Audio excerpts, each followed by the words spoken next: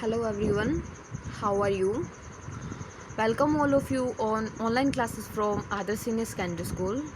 Today we will discuss the chapter 3rd of class 12th. Chapter है हमारा algebra of matrix. तो students, जो हमारा चैप्टर है 3rd अलजेब्रा ऑफ मैट्रिसेस, तो हम ये चैप्टर डिस्कस करने से पहले ये डिस्कस करेंगे इस चैप्टर में कि मैट्रिक्स होती क्या है। सबसे पहले हमें पता होना चाहिए कि मैट्रिक्स क्या होता है। Matrix the arrangement of elements और नंबर इज़ कॉल्ड मैट्रिक्स। मतलब हम अरेंजमेंट करेंगे, किसकी अरेंजमेंट होगी? नंबर्स की, एलिमेंट्स की। मतलब इसमें हम जो काउंटिंग होती है वो भी लिख सकते हैं और हम इसमें इंग्लिश के अल्फ़ाबेट्स का भी यूज़ कर सकते हैं। मतलब नंबर्स की अरेंजमेंट करेंगे हम और उसी को हम क्या बोलते हैं? उसी अरेंजमेंट को मैट्रिक्स बोलते हैं। तो पता चल गया होगा मैट्रिक्स क्या होती है? अरेंजमेंट ऑफ एलिमेंट्स और नंबर। अब इसके बाद में हम नोटेशन, मतलब हम शो कैसे करेंगे कि ये एक मैट्रिक्स है। तो हम ये जो सिंबल आपको दिखाई दे रहा है इसमें ब्रैकेट का, जो बड़ी ब्रैकेट का सिंबल होता है, इसी को हम मैट्रिक्स से रिप्रेजेंट करते हैं। मतलब हम जहाँ पे भी ये सिंबल लगा देंगे तो इसका मतलब ये होगा कि हम वहाँ पे मैट्रिक्स रिप्रेजेंट कर रहे हैं। और इसके बाद में आता है स्टूडेंट्स कि हम रिप्रेजेंट करते तो हैं एलिमेंट्स को, लेकिन किस तरीके से करते हैं? Horizontally and vertically. हॉरिजॉन्टल वे में एंड वर्टिकल वे में हम नंबर्स को क्या करते हैं? अरेंज करते हैं। ठीक है। इसके बाद में आता है हॉरिजॉन्टल लाइन क्या होती है, क्या बोलते हैं? तो जब भी हम हॉरिजॉन्टल लाइन में नंबर्स को अरेंज कर रहे हैं तो उनको हम बोलेंगे रो। हॉरिजॉन्टल लाइन को क्या बोलते हैं? रो बोलते हैं। और रो का मतलब हमने यहाँ पे ब्रैकेट का साइन लगा दिया कि ये मैट्रिक्स है और इसमें हमने डिजिट रिप्रेजेंट किए हुए हैं 2, 3, 4। इसका मतलब ये क्या है? एक रो है। समझ आ गया होगा आपको। अब आती है वर्टिकल लाइंस। वर्टिकल लाइंस को हम बोलते हैं कॉलम। और कॉलम में कैसे रिप्रेजेंट करेंगे? 1, 2, 3। जैसे हमें इसमें दिखाई दे रहा है, सेम इसी तरीके से ये तो कॉलम रिप्रेजेंट कर रहा है, जो ऊपर वाली लाइन है ये रो रिप्रेजेंट कर रही है। समझ आ गया होगा। इसके बाद में स्टूडेंट्स हम डिस्कस करते हैं ऑर्डर ऑफ मैट्रिक्स क्या होता है। ऑर्डर का मतलब क्या होता है, ये सारी चीज़ें अभी हम डिस्कस करेंगे। हम सपोज करते हैं कोई भी मैट्रिक्स है हमारे पास, कोई भी मैट्रिक्स हमने लेट कर ली। जैसे यहाँ पे 3, 4, 5, 7, 2, 3, 9 ये हमें यहाँ पे दिखाई दे रही है। कितनी रो है? रो 1, 2। कितनी रोज़ है? 2 रोज़ है।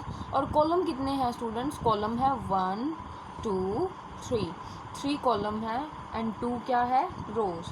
तो जितने भी इसमें रो है, जितने भी इसमें कॉलम है मैट्रिक्स में, और उनकी अगर हम मल्टीप्लाई कर दें तो वहाँ पे क्या फाइंड होगा? Order of matrix. कैसे? ए मैट्रिक्स, कोई भी मैट्रिक्स है हमारे पास हैविंग m रोज़। कितनी रो है? m तो उसमें क्या है? रो। एंड n क्या है? कॉलम। m रो हो और n कॉलम हो is said to be matrix of order. कितना ऑर्डर बनेगा? m multiply n। मतलब पहले रो होगी, फिर मल्टीप्लाई करना होगा कॉलम को, और फिर वही क्या रिप्रेजेंट करेगा? Order of matrix.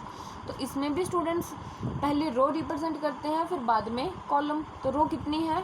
2 और फिर कॉलम कितने हैं? 3। तो यहाँ पे कितने ऑर्डर की मैट्रिक्स बन जाएगी ये? 2 मल्टीप्लाई 3। ये क्या है? Order of matrix. सेम इसी तरीके से हम कोई और एग्जांपल लेंगे तो उसमें भी इसी तरीके से हमें रिप्रेजेंट करना होगा कि रो कितने हैं और कॉलम कितने हैं। पहले हम रो लिखेंगे, फिर मल्टीप्लाई का साइन, और फिर उसके बाद में हम कॉलम लिखेंगे। समझ आ गया होगा आपको। अब हम नेक्स्ट टॉपिक करते हैं इसमें प्रिंसिपल। स्टूडेंट्स, नेक्स्ट टॉपिक है principal diagonal of a matrix. Principal diagonal क्या होता है? डायगोनल क्या होते हैं स्टूडेंट्स कि एक ऐसी लाइन, आप एक बार एग्जांपल से समझो डायगोनल क्या हो जाएंगे। कि यहाँ पे तो स्टूडेंट्स, जैसा कि हमने बाकी पीछे वाली क्लासेस में किया है कि एक ट्रायंगल होती है, ट्रायंगल में बेस भी होता है, परपेंडिकुलर भी होता है और एक हाइपोटेन्यूस होता है। तो हाइपोटेन्यूस को भी हम कई बार ये बोल देते हैं कि डायगोनल है, ठीक है। तो जो भी एक लाइन जो परपेंडिकुलर और बेस पे एग्जिस्ट करे, बेस पे ही लाई करे, वो लाइन क्या होती है? डायगोनल। सेम इसी तरीके से एक रो होती है और दूसरा कॉलम होता है। तो एक ऐसी लाइन जो बिल्कुल टेढ़ी हो और रो और कॉलम पे ही लाई करती हो, वो लाइन क्या हो जाएगी? डायगोनल। तो यहाँ से हम देख सकते हैं 2 3 7, ये क्या बना रही है? एक डायगोनल बना रही है। सेम इसी तरीके से हम यहाँ पे देख सकते हैं ट्रायंगल में बेस है, परपेंडिकुलर है और हाइपोटेन्यूस मतलब डायगोनल है।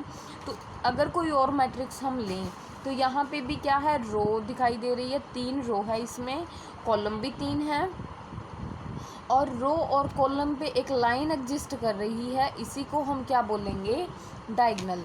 तो सेम इसी तरीके से मैट्रिक्स में भी वही होता है, जैसे कि हम ट्रायंगल में पढ़ते हैं कि प्रिंसिपल डायगोनल हो जाएगा इट इज़ अ लाइन, एक लाइन होती है along which the diagonal element lie, एक ऐसी लाइन जिन पे डायगोनल एलिमेंट शो करे, उन्हीं को हम क्या बोलते हैं? Principal diagonal of a matrix.